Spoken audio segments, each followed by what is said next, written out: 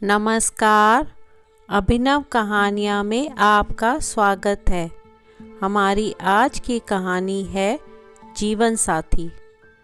शोभा पर गुस्सा करना सुशांत के लिए नई बात नहीं थी। आज भी वह शोभा पर ऐसे ही चिल्ला रहा था। तुम्हें कितनी बार कहा है, मेरे तैयार होने से पहले मेरा नाश्ता तैयार हो जाना चाहिए। शादी के 26 सालों बाद भी मुझे क्यों बार बार एक ही बात बतानी पड़ती है। शोभा, तुम्हें क्या है, तुम तो आराम से घर पर रहोगी, मुझे काम पर जाना पड़ता है। तुम हो कि हमेशा बेवकूफ़ों जैसी हरकत करती हो। अगर तुम ये जानबूझकर करती हो तो याद रखना, मुझसे बुरा कोई नहीं होगा। आज भी सुशांत का पारा चढ़ा हुआ था। वह महीने में 3-4 बार ऐसे ही शोभा पर बरस पड़ता था। शोभा पहले उसका विरोध करती थी, लेकिन जब सुशांत में कोई बदलाव नहीं दिखा तो शोभा ने खुद को ही बदल लिया। सुशांत की हर बात वो चुपचाप सिर नीचे झुकाए सुन लेती थी।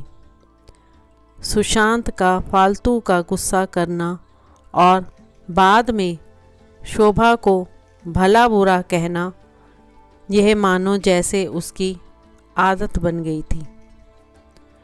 छोटी सी बात पर भी सुशांत सीधा शोभा को बोल देता था, अगर मैं तुम्हें अच्छा नहीं लगता तो क्यों नहीं चली जाती अपने मायके, क्यों रहती हो मेरे साथ।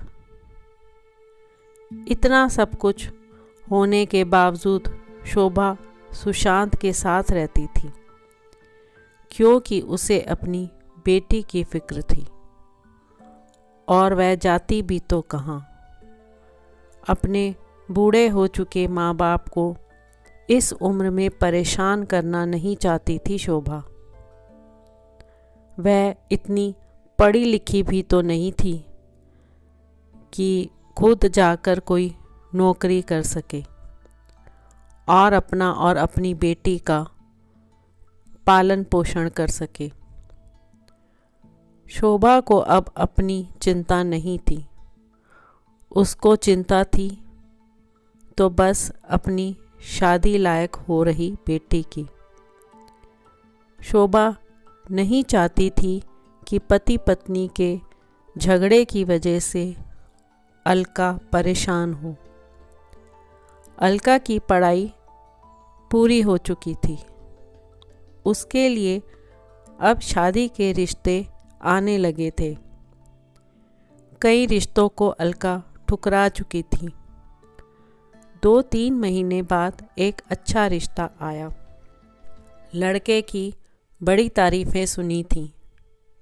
सुशांत एक शाम अपनी बेटी के पास बैठकर उसे बताने लगा, अलका बहुत अच्छा लड़का है, पढ़ा लिखा है, बड़ा घर है, बहुत अच्छी नौकरी है। ऐसे रिश्ते बार बार नहीं आते बेटा, इस बार मना मत करना। अलका अपने पिता से ज़्यादा बात नहीं करती थी। शायद डरती थी या शायद नफ़रत करती थी, लेकिन आज वो अपनी पूरी हिम्मत इकट्ठा कर बोली, मुझे अभी शादी नहीं करनी है पापा, मैं नौकरी करना चाहती हूँ, खुद अपने पैरों पर खड़ी होना चाहती हूँ। हाँ तो उसमें क्या बड़ी बात है, मैंने लड़के से बात की है, वह तुम्हें किसी बात के लिए नहीं रोकेगा। तुम शादी के बाद भी नौकरी कर सकती हो, वह तुम्हें नौकरी के लिए मना नहीं करेगा। सुशांत बोला, मेरा नौकरी करना या ना करना उसकी मर्जी पर क्यों निर्भर रहेगा पापा? अलका ने पूछा। मैं कह रहा हूँ ना, तुम्हें किसी भी चीज़ की कमी नहीं होगी वहाँ। ऐसे रिश्ते बार बार नहीं आते, इसे ठुकरा मत। बहुत खुश रहोगी तुम वहाँ, सुशांत बोला।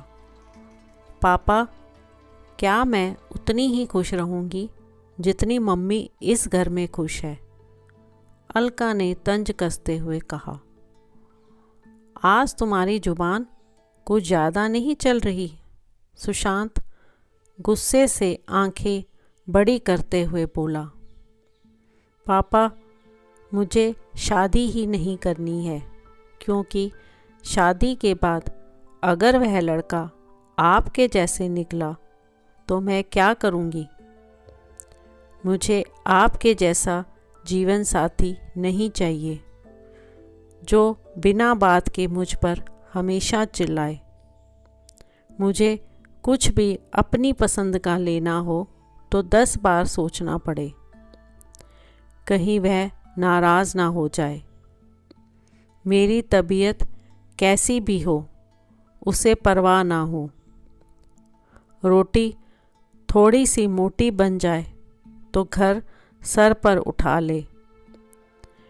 उसकी चेक बुक ना मिले तो भी मेरा ही दोष निकाले, और हर छोटी मोटी बात पर मुझे मायके जाने के लिए कहे।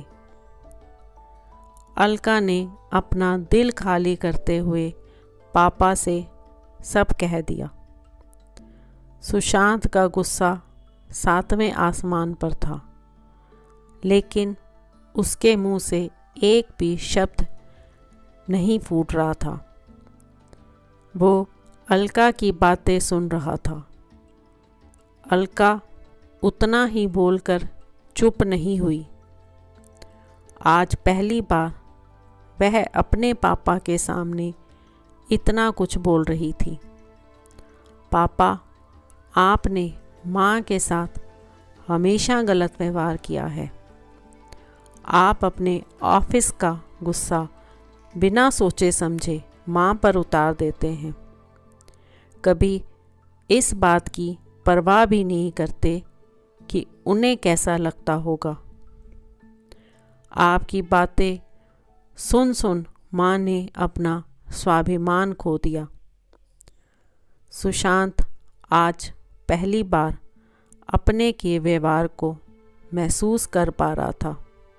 वो इतना ही बोल पाया, जो तुम्हारा मन है वो करो, मैं तो इतना बुरा हूँ। अलका ने सुशांत का हाथ पकड़ा और बोली, पापा, मुझे सिर्फ एक सवाल का जवाब दे दो। क्या आप चाहेंगे कि मेरा पति आपके जैसा हो? अगर आपका जवाब हाँ है तो कर दीजिए मेरा रिश्ता आज ही, और ना है तो मुझे आत्मनिर्भर बनने दीजिए। सुशांत कुछ भी ना बोल पाया और वहाँ से चुपचाप बाहर चला गया। आज उसे शोभा के सामने जाने में शर्म आ रही थी। सुशांत ने आज से अपने आप को बदलने का निश्चय किया।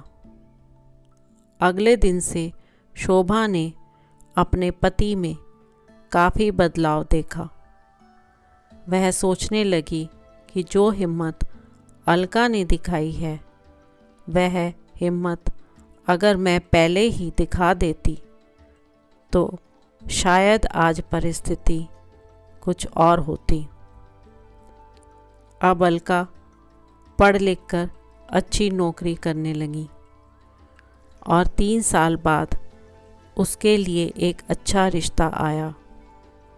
और उसकी विदाई पर सुशांत बोला, बेटा, तू हमेशा खुश रहेगी, क्योंकि तेरा पति तेरे बाप जैसा नहीं है।